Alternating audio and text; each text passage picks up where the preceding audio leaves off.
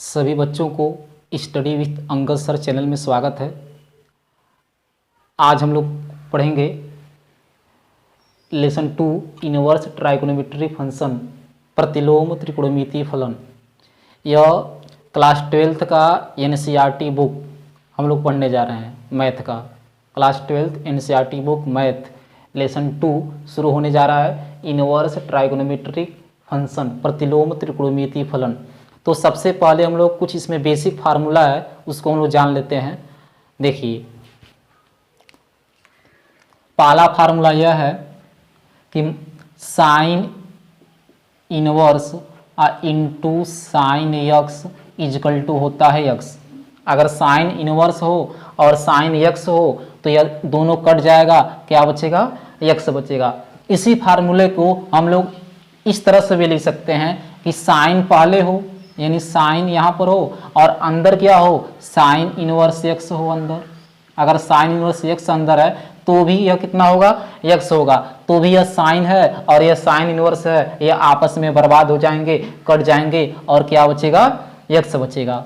अब इसी तरह से हम लोग अन्य जो भी जितने भी प्रतिलोम त्रिकोणमितीय फलन होते हैं उनका हम लोग फार्मूला बना सकते हैं। जिससे मान लीजिए अगर कास का बनाना चाहें हम लोग तो कास का क्या बनेगा? अगर यहाँ पर कास हो और अंदर क्या हो? कास इनवर्स एक्स हो तो इसका भी मान कितना होगा? एक्स होगा। यानी यह कास है और यह कास इनवर्स है, यह दोनों आपस में क्या होंगे?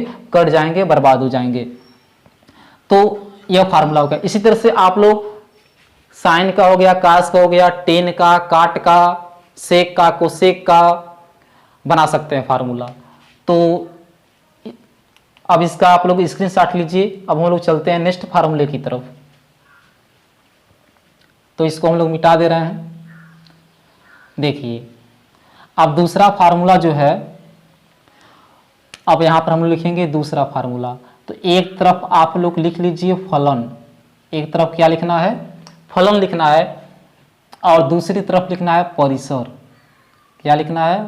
परिसर। और परिसर को कहा जाता है मुख्य शाखा मान। इसको हम लोग कहते हैं मुख्य शाखा मान। क्या कहा जाता है? मुख्य शाखा मान कहा जाता है। मान लीजिए जो फलन है वो फलन दिया गया है sine inverse x, sine inverse हो। फलन क्या क्या दिया गया है? साइन इनवर्स है, कास इनवर्स है, टेन इनवर्स है, काट इनवर्स है, कोसेक इनवर्स है और क्या है? सेक इनवर्स है। यह 6 प्रतिलोम त्रिकोणमितीय फलन हो गए होते हैं। Sine inverse, cos inverse, tan inverse, cot inverse, cosec inverse और क्या हो गया? Sec inverse. तो हम पढ़ेंगे इन सबका यानी परिसर कितना होता है। तो बस आप लोग मुख्य रूप से साइन इनवर्स का और कास इनवर्स का परिसर आप लोग याद रखिए। देखिए, साइन इनवर्स का जो परिसर होता है वो होता है -π/2 से +π/2 तक। साइन इनवर्स का परिसर कहां से कहां तक होगा? -π/2 से +π/2 तक होगा। और जो कास इनवर्स का परिसर होता है वो कास इनवर्स का परिसर होता है 0 से पाई। कहां से कहां तक होता है बाबू? 0 से पाई होता है। बस आप लोग इन दोनों को याद रखिए। अगर यह दोनों याद है तो बाकी जितने भी हैं इन सबका हम लोग परिसर याद कर सकते हैं। देखिए, इन बाकी जितना शेष बच रहा है इसका परिसर हम लोग कैसे लिखेंगे? लिखने का तरीका क्या है? लिखने का टेक्निकल क्या है? देखिए, अब यहां पर क्या बचा?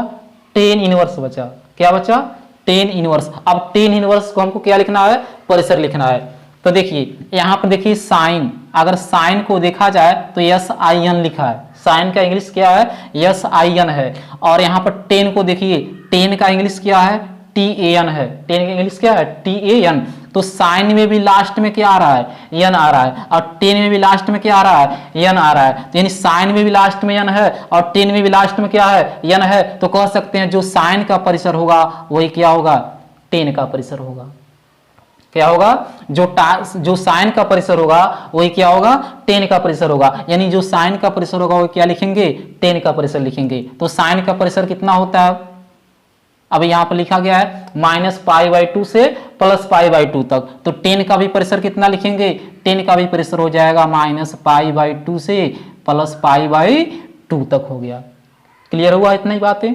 अब आगे देखिए, अब बचा काट इनवर्स का, तो काट इनवर्स का परिसर कैसे लिखेंगे?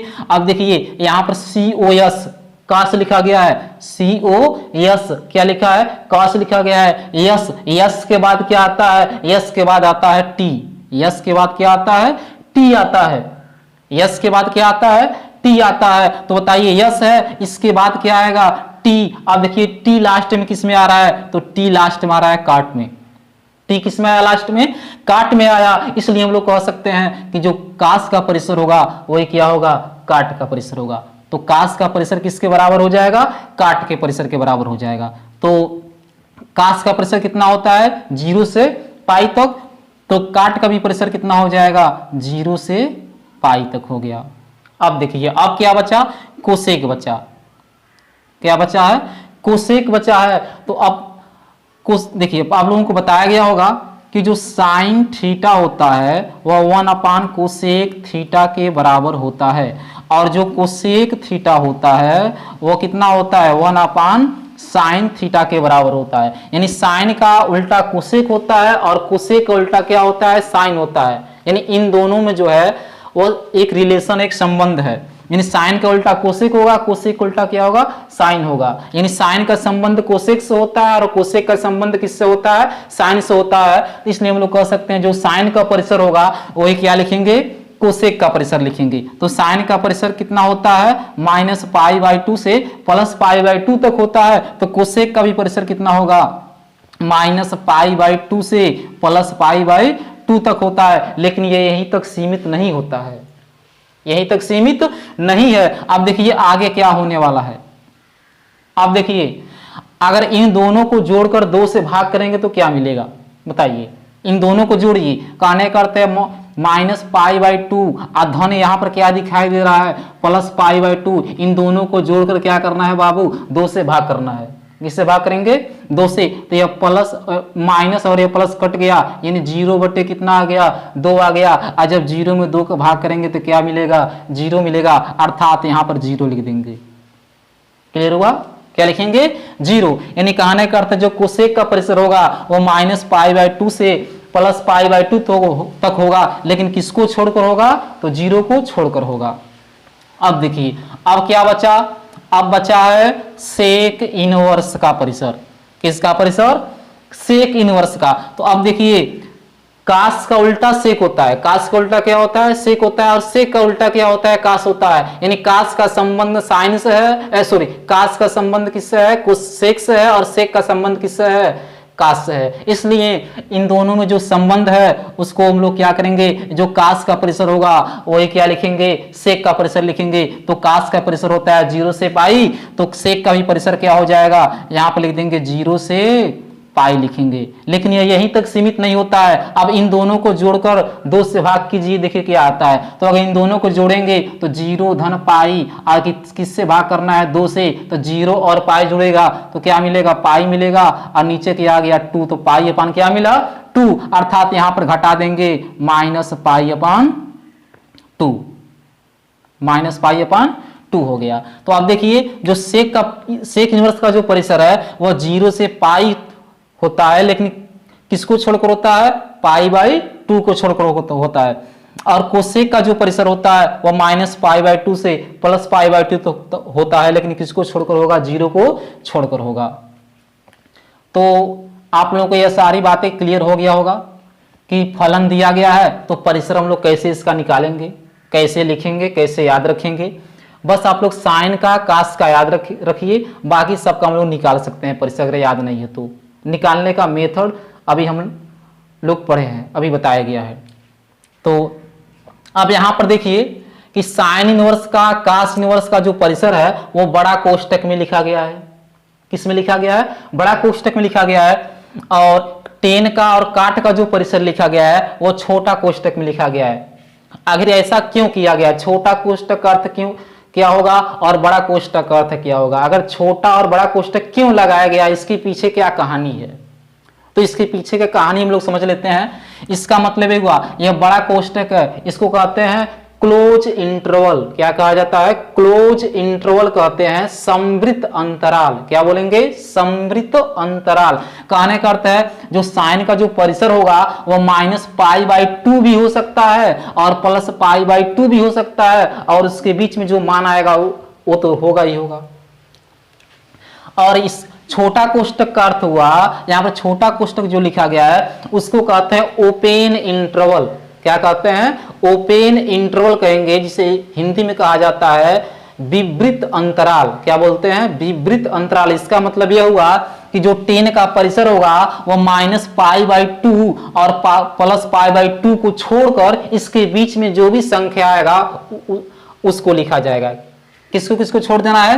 -π/2 और +π/2 को छोड़कर इन दोनों के बीच में जो भी संख्या आएगा वो क्या होगा? 10 इनवर्स का परिसर होगा। तो बड़ा कोष्टक का अर्थ और छोटा कोष्टक का अर्थ क्लियर हुआ। यानी बड़ा कोष्टक का अर्थ यह होगा कि यह जो साइन इनवर्स का मुख्य मान होगा वो -π/2 भी हो सकता है, +π/2 भी हो सकता है, और इसके बीच में जो भी मान आएगा वो तो होगा ही होगा। और छोटा कोष्टक अर्थ यह होगा कि इसके बीच में जो भी संख्या आएगी उसको लिखेंगे, लेकिन -π/2 को और +π/2 को छोड़कर लिखा जाएगा। तो इतनी बात क्लियर हुई। चलिए, अगर इतनी बात क्लियर हो गई तो आप लोग जल्दी से इसका स्क्रीनशॉट लीजिए। अब हम लोग चलते हैं तीसरे फार्मूले के पास। चलिए जल्दी से आप लोग इसका स्क्रीनशॉट लीजिए। चलिए अब हम लोग इसे मिटा दे रहे हैं। कुछ है नहीं, बस आप लोग फार्मूला याद रखिए, क्योंकि जब एक्सरसाइज हम लोग पढ़ेंगे 2.1 तो ये जो परिसर है इस परिसर की जो है जरूरत होने पड़ेगी। क्या पड़ेगा? परिसर की जरूरत पड़ेगा। जब तक परिसर आप लोगों को पता नहीं रहेगा तब तक हम लोग सवाल हल नहीं कर पाएंगे। इसलिए आप लोगों से रिक्वेस्ट है कि परिसर को आप लोग याद कर लीजिए। चलिए अब हम लोग चलते हैं तीसरे फार्मूले के पास। अब इस तीसरे फार्मूले में हम लोग 3 फार्मूला पढ़ेंगे। देखिए, पहला फार्मूला हम लोग पढ़ेंगे कि cos inverse -x equal to होता है pi minus cos inverse x होगा। फार्मूला क्या है कि cos इनवर्स अगर -x है तो उसको लिखा जाएगा पाई माइनस cos इनवर्स x लिखा जाएगा। और दूसरा फार्मूला देखिए, अगर लिखा गया दूसरा फार्मूला है कि sec इनवर्स -x हो, तो sec इनवर्स -x है तो इसका भी सूत्र हम लोग इसी तरह से बनाएंगे। क्या बनेगा? Pi minus sec inverse x बनेगा। तीसरा फार्मूला है कि अगर काट इनवर्स -x हो तो काट इनवर्स -x का फार्मूला क्या बनेगा? बताइए, ऐसे ही बनाना है तो पाई माइनस ये हो जाएगा काट, क्या होगा? पाई माइनस काट इनवर्स x हो गया। तो इसमें 3 सूत्र हो गया, कास इनवर्स -x का, सेक इनवर्स -x का, काट इनवर्स -x का। अब हम लोग चलते हैं चौथे फार्मूले की तरफ। देखिए, चौथा फार्मूला में भी 3 फार्मूला पढ़ना है। पहला फार्मूला हमको यह पढ़ना है कि माइनस साइन थीटा बराबर होता है फार्मूला साइन माइनस थीटा। अगर साइन से पहले अगर माइनस है, साइन से पहले क्या है? माइनस है, तो इस माइनस को हम लोग थीटा के पास लिख सकते हैं। यह फार्मूला बोल रहा है चिल्ला चिल्ला कर। फार्मूला आप लोगों से क्या बोल रहा है? यह बोल रहा है कि अगर साइन से पहले माइनस है तो उस माइनस को थीटा के पास हम लोग क्या कर सकते हैं? लिख सकते हैं। और इसका उल्टा क्या होगा? अगर थीटा के पास माइनस है तो इस माइनस को हम लोग साइन से पहले लिख सकते हैं।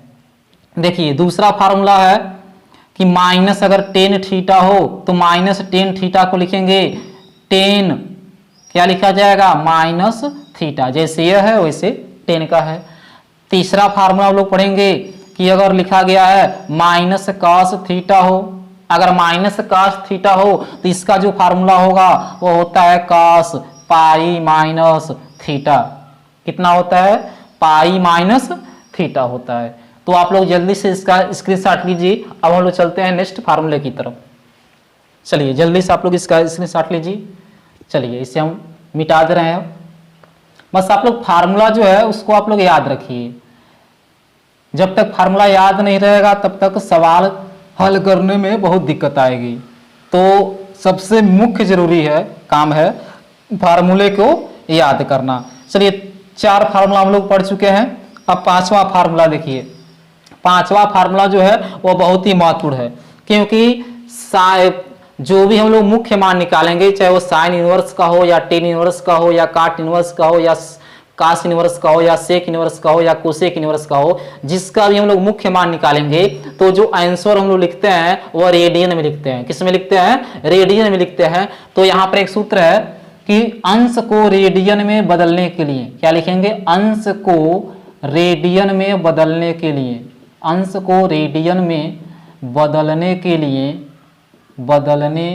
के लिए पाई अपान 180 से गुणा करते हैं। किससे गुणा करेंगे? पाई अपान 180 से क्या करते हैं? गुणा करते हैं। अगर अंश है, अंश को अगर रेडियन में बदलना है तो कितना से गुणा करना पड़ेगा?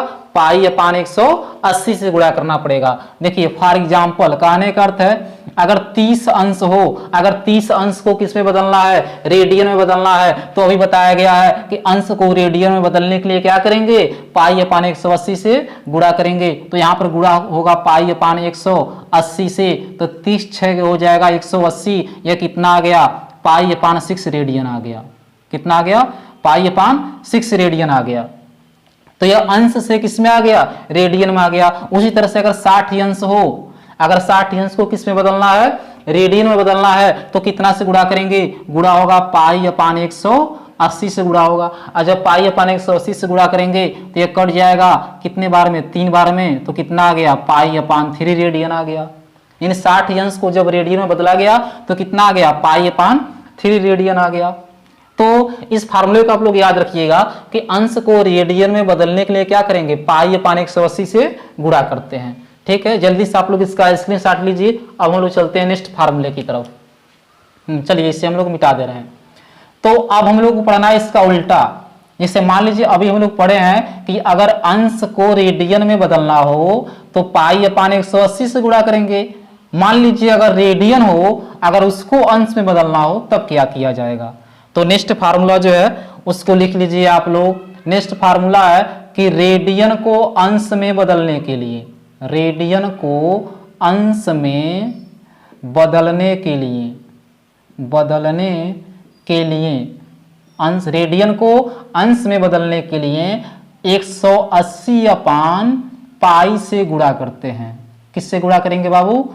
180 अपान पाई से गुणा करते हैं। जैसे मान लीजिए फॉर एग्जाम्पल है कि अगर पाई अपान 3 को यह रेडियन में, देखिए पाई अपान 3 किस में दिया गया है? रेडियन में दिया गया है। अगर इसको किस में बदलना है? हमको अंश में बदलना है। तो अंश में बदलने के लिए क्या करेंगे? किससे गुणा होगा? 180 अपान पाई से। तो इसमें 180 अपान पाई से गुणा करेंगे तो पाई से पाई बर्बाद हो गया और 3 से कट गया कितने बार में? 6 बार में। तो आ गया 60 अंश। कितना आ गया? 60 अंश। देखिए यह रेडियन में था, किस में आ गया?